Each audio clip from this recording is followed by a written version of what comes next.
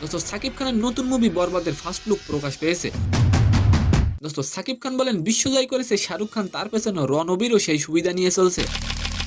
দোস্ত সাকিব খান বলেন তার দায়িত্বটা নাকি অনেক বেশি। দোস্ত সাকিব খান তাহলে কোন দায়িত্বের কথা বলছেন? এন্ড সেকেন্ড নিউজটি থাকবে দোস্ত ছোট পর্দার জনপ্রিয় অভিনেত্রী মেহজাবিন চৌধুরী খুব শীঘ্রই মুক্তি পাবে তার মালতী ছবি। দোস্ত এই ছবিকে নিয়ে মেহজাবিন এমন একটি কাণ্ড ঘটালেন যে ছাত্র আন্দোলনের নেতারা তার উপরে খেপে গেছেন। সালাম নমস্কার দোস্ত।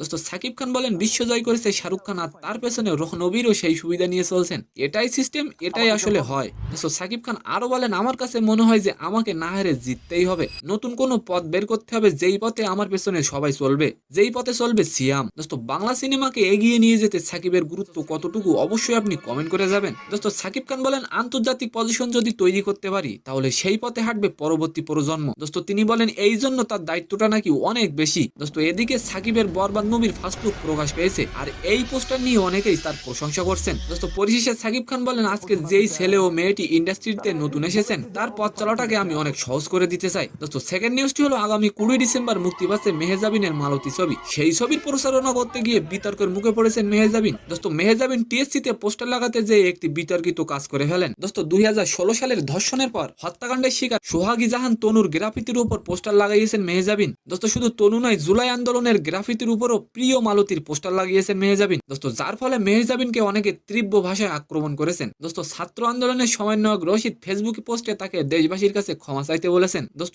এই ঘটনার পর অনেকে মেহজাবিনকে বয়কটেরও ডাক দিয়েছেন। তো সম্মানিত দর্শক, আজকের ভিডিওটি কেমন লাগলো অবশ্যই কমেন্ট বক্সে জানাবেন।